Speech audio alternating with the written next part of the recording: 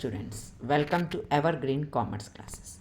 In this video, we are going to start 11th class chapter Single Entry System, the last chapter of the book Single Entry System or Incomplete Record.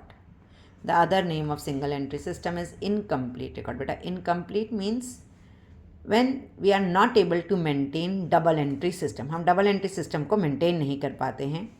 ठीक है, double entry system means two side accounting, dual aspect. ठीक है, जब हम dual aspect को maintain नहीं कर पाते तो उसे बोलते हैं हम single entry system in place of double entry system. मतलब हम दोनों एस्पेक्ट को मेंटेन नहीं कर पा रहे, तो इसलिए इनकम्प्लीट भी हो गया और नाम हो गया सिंगल एंट्री सिस्टम. मेनली ये जो सिंगल एंट्री सिस्टम और इनकम्प्लीट रिकॉर्ड है, ये स्मॉल बिजनेसेस से मेंटेन कर पाते हैं.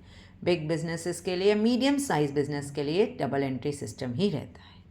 लेकिन जहाँ छोटे छोटे बिजनेसेस होते हैं, even in the road side business, तो वो लोग भी तो अपना प्रॉफिट निकालते हैं. उन सब बिजनेसेस के लिए, वो छोटे मोटे बिजनेस के लिए जिसने आपने बिजनेस में पढ़ा इटरनल एंड रिटेलर्स, उन सब के लिए कौन सा मेथड चलता है? Single entry system. ठीक है, वो भी अपना प्रॉफिट कर पाते हैं, कैलकुलेट करते हैं. What is the name formula for that? ये आप लोगों ने अकाउंटिंग इक्वेशन में भी थोड़ा सा पढ़ा था. Profit equals to how to calculate closing capital plus drawings minus additional capital minus opening capital. बेटा ये प्रॉफिट निकालने का तरीका है. अगर आंसर आपका पॉजिटिव आ रहा है तो इससे तो पॉजिटिव आ रहा है तो प्रॉफिट हो गया. अगर इसी से आंसर सपोज नेगेटिव आ रहा है तो क्या हो जाएगा? बिजनेस में लॉस हो रहा है. ठीक है, अब मेरे बच्चे ध्यान से सुनिए. जब क्लोजिंग कैपिटल हो गया, ड्राइंग हो गया, एडिशनल कैपिटल हो गया, ओपनिंग कैपिटल हो गया. क्लोजिंग कैपिटल और ओपनिंग कैपिटल अगर नहीं दी, देखो ड्राइंग्स नहीं दिया तो आप मान लोगे कि बिजनेस में से कोई भी चीज़ पर्सनल विड्रॉ से नहीं निकला, तो ड्राइंग्स हो गए zero. Additional capital means introduced in the middle of the year. आपने कोई भी पैसा middle of the year introduce नहीं किया तो आप उसे भी एज्यूम कर लो ज़ीरो है. लेकिन आपके क्वेश्चन में क्लोजिंग कैपिटल ओपनिंग कैपिटल होनी ही चाहिए. अगर आपको क्वेश्चन में क्लोजिंग कैपिटल ओपनिंग कैपिटल नहीं दी तो for that purpose you will make statement of affairs. ठीक है, ये स्टेटमेंट ऑफ अफेयर्स कैसे बनता है आप यहाँ पे देखेंगे.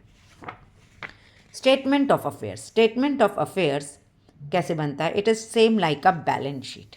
जैसे आपकी बैलेंस शीट बनती है उसी स्टाइल में क्या बनता है? Statement of affairs. ठीक है, अब आपको पता है बैलेंस शीट, बैलेंस मतलब दोनों साइड लायबिलिटी और एसेट साइड इक्वल आती है. लेकिन हमारा इसमें स्टेटमेंट ऑफ अफेयर्स में बैलेंस शीट जैसे बनता है लेकिन इक्वल नहीं आता है. आप देख रहे हैं ना, फॉर्मेट बिल्कुल सेम है. Asset right side, liability left side. आपको क्वेश्चन में क्या गिवन होंगे? ओपनिंग के एसेट्स या ओपनिंग की लायबिलिटीज़ बता रखे होंगे कि बिज़नेस के स्टार्ट होने में ये एसेट्स हैं, बिज़नेस के स्टार्ट होने में लायबिलिटीज़ हैं.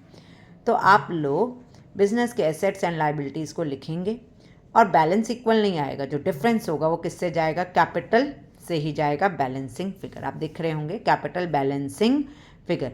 ये ऐसे हम ओपनिंग कैपिटल निकाल लेंगे किसकी हेल्प से? Statement of affairs. In the same way अगर आपको क्लोजिंग कैपिटल नहीं दी तो यहाँ पे स्टेटमेंट ऑफ अफेयर्स में आपकी जो डेट होगी वो हो जाएगी 31 मार्च की, और बिल्कुल उसी स्टाइल से बनेगा जैसे आपका ये ओपनिंग बनता है.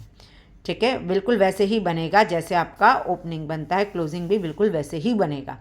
आपको एक चीज़ और याद रखनी है कि जो भी एडजस्टमेंट होती है लाइक डेप्रिसिएशन हो गया, बैड डेट हो गया, ये ओपनिंग स्टेटमेंट ऑफ अफेयर्स में नहीं लगता. ये किस में लगता है?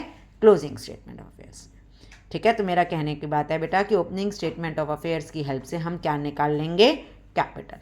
ओपनिंग की डेट से ओपनिंग का स्टेटमेंट ऑफ अफेयर्स बनेगा, क्लोजिंग की डेट से क्लोजिंग का स्टेटमेंट ऑफ अफेयर्स बनेगा. और it is same like a balance sheet.